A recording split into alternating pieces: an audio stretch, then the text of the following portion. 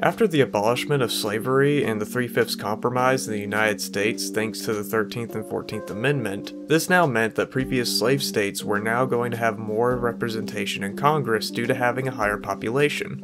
Though slavery was abolished, there was nothing in the Constitution that prohibited states from denying a person the right to vote based on their color or race. This meant that the Democrat-controlled South was likely to receive a higher portion of House seats thanks to the Three-Fifths Compromise no longer being in effect. This was one of the reasons why the Republican-controlled Congress of 1869 made the move to propose the 15th Amendment, which ensures that states cannot deny the right to vote on account of race, color, or previous condition of servitude.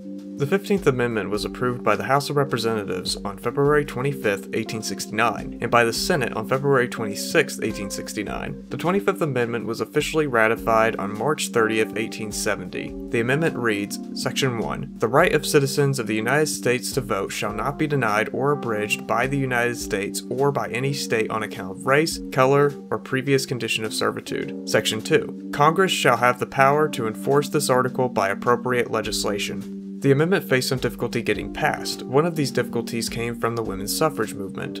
The National Women's Suffrage Association of Susan B. Anthony and Elizabeth Cady Stanton opposed this amendment because while it tackled race discrimination, it did not address the issue of sex discrimination and voting rights. Though the 15th Amendment made it illegal to deny a person's right to vote based on color or race, it did not stop things like poll taxes and literacy tests, which prevented African Americans from voting. In United States v. Reese, the Supreme Court interpreted the 15th Amendment for the first time. Chief Justice Morrison Waite stated the 15th Amendment, quote, does not confer the right of suffrage upon anyone, but prevents the states, United States, however, from giving preference to one citizen of the United States over another on account of race, color, or previous condition of servitude. This meant that according to the court's interpretation, that things like poll taxes and literacy tests could still remain in place.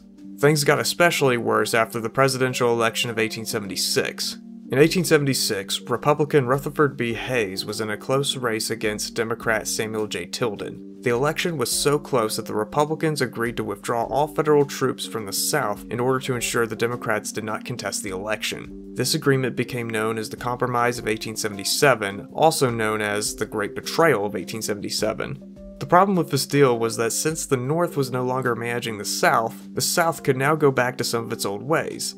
Now, even though the 15th Amendment was a thing, polling taxes, literacy tests, and the grandfather clause stopped African Americans from being able to exercise their right to vote. Election minute out.